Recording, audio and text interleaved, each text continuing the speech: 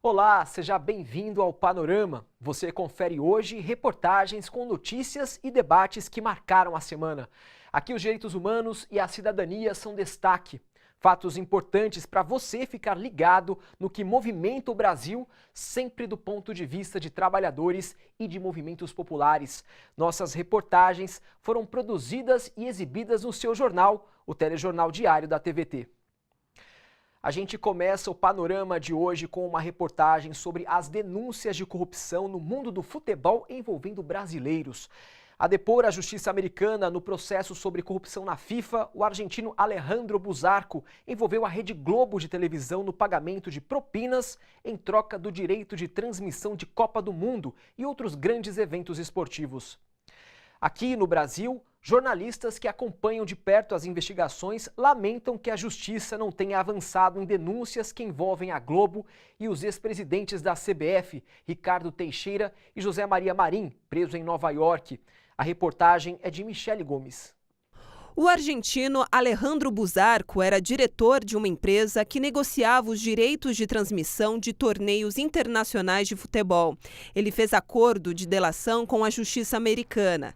Em depoimento em Nova York, como testemunha de acusação de José Maria Marim, ex-presidente da CBF, ele contou que várias emissoras, como a norte-americana Vox Sports, a mexicana Televisa e a brasileira TV Globo, pagaram milhões de dólares em propina em troca de direitos de transmissão dos Jogos de Copa do Mundo. Todo o esquema montado para a compra de direitos, ele era o seguinte: você tinha aqui a entidade, a FIFA, a CBF, tudo aqui, ele tinha os direitos, ele vendia para uma empresa laranja. Então, digamos o seguinte, aqui vendia por 100 para a empresa laranja. A empresa laranja vendia para a Globo por 200. Embolsava 100, ficava com a parte e com a outra parte pagava a propina. A Globo vendia os direitos de transmissão por, digamos, 500. Ficava com a parte maior do bolo. Então, digamos, dentro dessa estrutura, que claramente tipificada como organização criminosa, a Globo não só bancava, ela era que bancava toda a receita que irrigava a estrutura, como garantia a blindagem política das pessoas envolvidas nisso. O escândalo da corrupção na FIFA começou a ser desvendado em 2015, quando autoridades americanas prenderam 7 dirigentes que participavam de reunião na Suíça. Marim foi um desses presos. A acusação contra os 7 envolvia um montante de quase 500 milhões de reais. Além de Marim, apareceram mais 2 brasileiros na investigação, os empresários J. Ávila e José Lázaro. É uma coisa meio complicada, tem muita nuance, puxa aqui, puxa ali, mas tem envolvimento da Conmebol, que é a Confederação Sul-Americana, da Globo, do Torneios e Competências, da FIFA, desses dirigentes que comandam o futebol nesses países e dos dirigentes, caros dirigentes das televisões, do setor esportivo. Ou seja, tem muita água para correr debaixo da ponte, mas que a coisa é séria, é séria. José Maria Marim está preso há 2 anos e meio, acusado de extorsão, fraude financeira e lavagem de dinheiro. Contudo, no Brasil, as investigações não avançaram. O Ricardo Teixeira, desde a CPI da Nike, em 2001, já se tinham todas as evidências do que o Ricardo Teixeira fazia e do que a Globo fazia. E o Ministério Público aqui não tomou nenhuma atitude. Ele começou uma investigação, eu tenho a impressão que a pedido do FBI, essa investigação parou numa juíza de primeira instância. E o Ministério Público não fez questão de ir adiante, não, né? No momento, para quem espera avanços no combate à corrupção no esporte brasileiro, um bom começo seria verificar como funciona a venda de direitos de transmissão do Campeonato Brasileiro. Esse caso abre a porta de corrupção, de distribuição de propinas fora do Brasil. Quer dizer, do Brasil para fora e de fora para dentro, em torneios internacionais, ou seja, Copa do Mundo, Campeonato Sul-Americano, Libertadores. Eu gostaria que isso também se desse aqui no Brasil, porque a compra dos direitos aqui no Brasil, de Campeonato Brasileiro, Copa do Brasil, etc., também tem muita corrupção. Uma história de terror, racismo e violência. O ator Diogo Sintra, de 24 anos, foi espancado e jogado aos cachorros após sofrer uma tentativa de assalto e pedir ajuda aos seguranças do terminal de ônibus Parque Dom Pedro II, no centro de São Paulo. Agora, ele quer justiça e pede punição para os seguranças que o entregaram aos agressores, quando deveriam protegê-lo da violência. A reportagem é de Vanessa Nakazato. As marcas da agressão ainda estão no corpo. No rosto, os machucados dos socos e pontapés que levou do grupo de agressores. Nos braços e pernas, as mordidas que levou de 3 cachorros enquanto apanhava ainda cicatrizam. Ali eu tinha certeza que eu estava indo para morrer, não estava indo só para apanhar. Diogo Sintra, de 24 anos, é ator e voltava de uma festa quando foi abordado no terminal Parque Dom Pedro II, no centro de São Paulo, por 2 homens brancos. Diogo reagiu e saiu correndo em busca de ajuda. Consegui chegar no terminal, só que a primeira vigilante que eu encontrei, ela só falou assim, só corre, sai daqui. Sai daqui, os caras estavam vindo com um pau. Aí eu peguei e corri para outra porta do terminal e lá estavam os 5 seguranças. E aí eu peguei e conversei, falei assim, gente, só me ajuda, por favor. Ele falou, o que está acontecendo? Eu falei, os caras estão querendo me assaltar e me bater. Aí os caras chegaram, esses 2, mas veio mais 3 e veio com cachorro também. E aí eles começaram a contar a versão deles, falaram assim, ele estava roubando ali na rua e a gente vai pegar ele. Aí o segurança falou assim, o que vocês vão fazer com ele? Ele falou assim, só tira ele daqui que a gente vai levar ele para o Rio. Diogo foi levado para fora do terminal pelos seguranças e depois agredido pelos suspeitos. Diogo tem certeza de que só passou por tudo isso por ser negro. É muito mais fácil acreditar numa versão de uns caras brancos do que na versão de um cara negro, né? Quando conseguiu escapar, Diogo voltou para o terminal. Foi então que os mesmos seguranças que o entregaram para os suspeitos apareceram oferecendo uma cadeira de rodas. Ele duvidou das intenções. Aí ele falou assim, a gente vai te levar para o AMA. Eu falei assim, eu não quero ir para o AMA, eu quero ir para casa do meu amigo. Só foi me oferecer ajuda porque viu que eu voltei. Porque eu acho que eles não esperavam que eu voltasse, que eu saísse de lá, dessa situação viva. Em entrevista à repórter Naama Nunes, da Rede Brasil Atual, uma testemunha que não quis se identificar confirmou a versão de Diogo. Ele entrou no terminal Parque Dom Pedro para se abrigar das agressões, né, que ele estava sofrendo, porque até mesmo uma das pessoas estava com um pedaço de pau na mão, bem grande. Né, veio os pessoal falando que ele tinha roubado, coisa que não é verdade, até mesmo pelos vestimentos dele. Então, os funcionários pegou o rapaz e jogou para a boca dos leão, né? Não foi só aqui no terminal Dom Pedro II que Diogo foi discriminado. Segundo ele, o racismo também aconteceu na delegacia localizada nos Jardins, onde foi registrado o boletim de ocorrência. Quando a gente chegou, o cara ele quis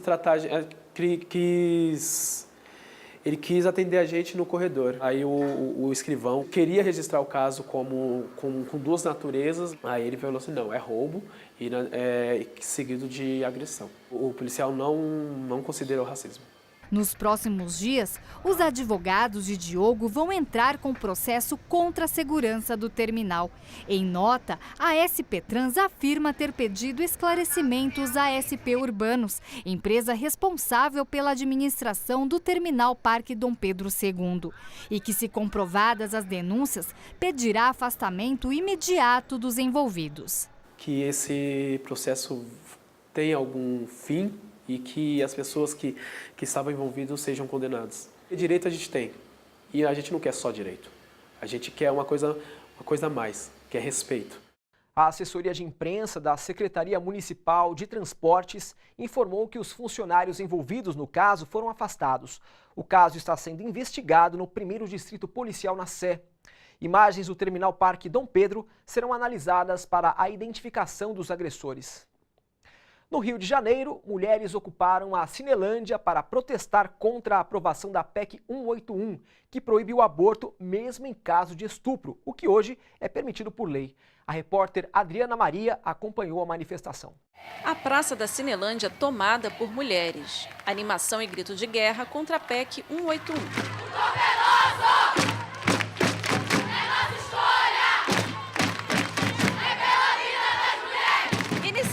Anteriormente, a PEC 181 ampliava a licença maternidade para mães de bebês prematuros. O que causa indignação é a inclusão de texto que proíbe o aborto legal em casos de estupro ou risco de morte para a mãe. Incluíram na PEC uma terminologia assim: garantir a vida desde a concepção. Isso significa que um feto vai ter mais direito do que uma mulher que já está viva, que já tem família, que já tem outros filhos. Né? Mulheres que são estupradas e engravidam não vão poder ter direito ao aborto, que hoje no Brasil é legal, porque existe o direito à vida desde a concepção.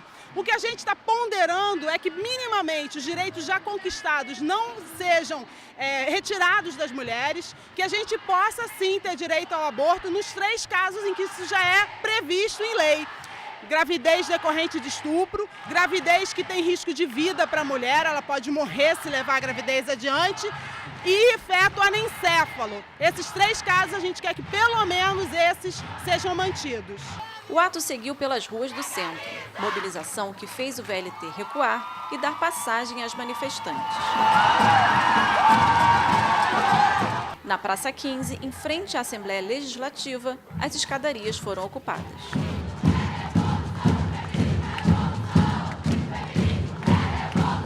Mulheres com seus filhos mostram a força dessa luta. Eu vim aqui com meu filho porque eu quero que ele é um menino e eu quero que ele saiba desde o início que é só com luta que a gente vai conseguir as coisas, que ele saiba respeitar as mulheres e a luta das mulheres e que ele seja também um pouco feminista, assim como eu sou. As pessoas têm que entender que aborto não é matar um feto, não é para ter políticas públicas. Na verdade, quem tem dinheiro aborta, quem não tem dinheiro morre. A certeza de que a mobilização faz a diferença. O movimento feminista, ele tem muitos estigmas e aqui tá tão bonito, sabe? Eu acho que isso é muito importante para mostrar uma face pacífica e positiva do feminismo. Mas o que estava bonito foi interrompido pela repressão da polícia militar. As manifestantes não recuaram e seguiram até o ponto de partida, a Praça da Cinelândia. Já era noite, quando o ato marcado pela força feminina terminou com música, dança, batucada e união.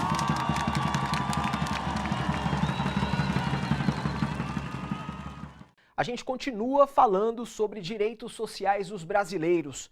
Pessoas com deficiência e idosos de baixa renda que nunca contribuíram com o INSS têm direito a um benefício da Previdência Social. É o BPC, Benefício de Prestação Continuada. Mas os beneficiários do BPC precisam ficar atentos. Se eles não se recadastrarem até o fim do ano, podem perder o benefício. Só que o governo federal não está divulgando essa necessidade. A reportagem é de Michele Gomes. Em todo o Brasil, são 4,5 milhões de idosos e pessoas com deficiência que recebem o benefício.